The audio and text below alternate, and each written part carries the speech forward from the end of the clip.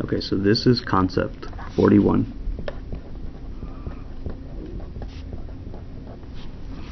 In concept 41, we're going to solve triangles using inverse trig ratios. The difference here is that we have a missing angle. Okay, we need to find, in the previous triangles, we needed to find a missing side. So the trig ratios work the same way.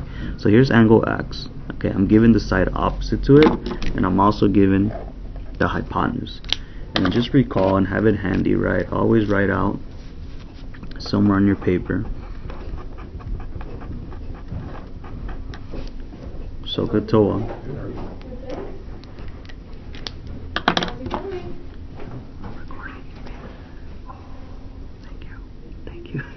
Thank you. No worries. The dialogue is part of the video anyway. Yeah. Awesome. I owe you. Yeah. Alright, so write out SOHCAHTOA on your paper, and then so the hypotenuse is given here, and then if you look at angle x, opposite is given, the hypotenuse is given, so this is going to be sine. Okay, so sine of angle x is equal to opposite 15 over hypotenuse 24.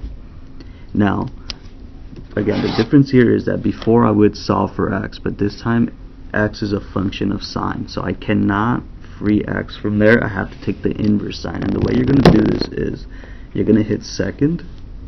When you hit second, the little flashing thing turns to an arrow. Okay, and you're going to hit the trig ratio that corresponds with it. When you hit the blue button, the blue function on top becomes your main one. So you have sine here, inverse. So the little -1, that's the inverse sine. Okay, sine inverse, and then you put in your fraction, 15 over 24. You hit enter, and then that's going to be your degree measure. Make sure that your calculator is in degree mode.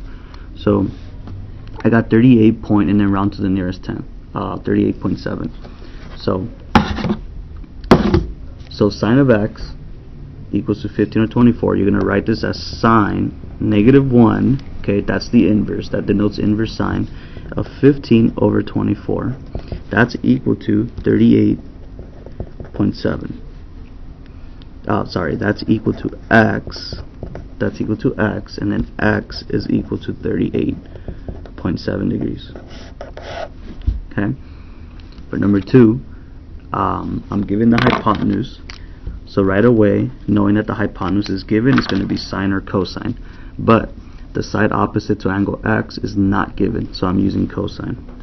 So then the cosine of angle x is 8 over 11, adjacent over hypotenuse.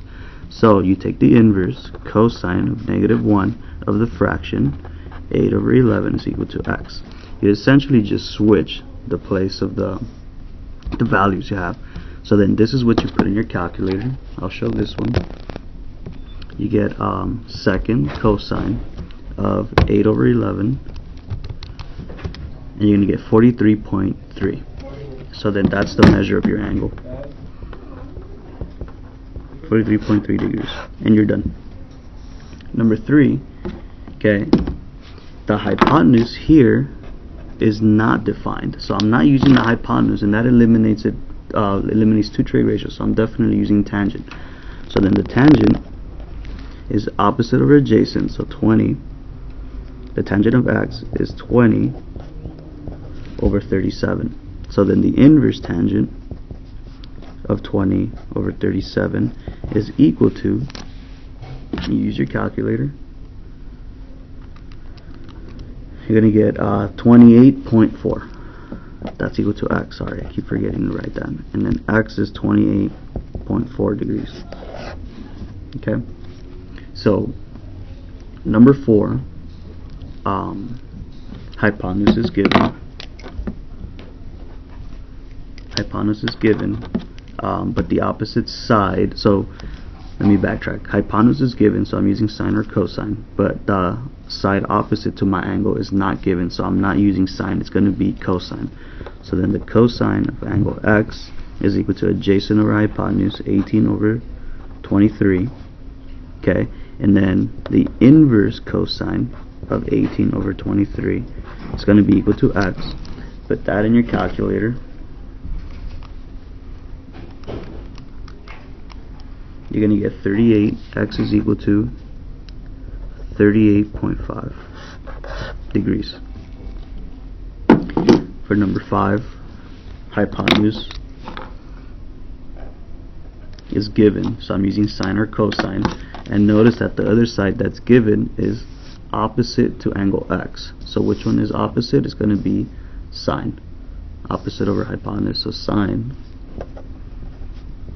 of angle x is equal to 40 over 41. So then the sine inverse of 40 over 41 is equal to x. So then the inverse of sine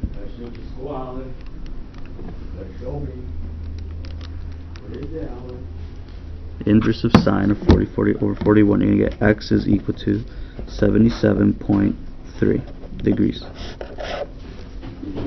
Finally, the last one we're doing here, number 6. The hypotenuse is not defined here, so then that eliminates sine and cosine because those use the hypotenuse, so it's just tangent. So then tangent of angle x is equal to opposite over adjacent, so 7 over 5. So then the inverse tangent of 7 over 5 is equal to x. Put that in your calculator. You're going to get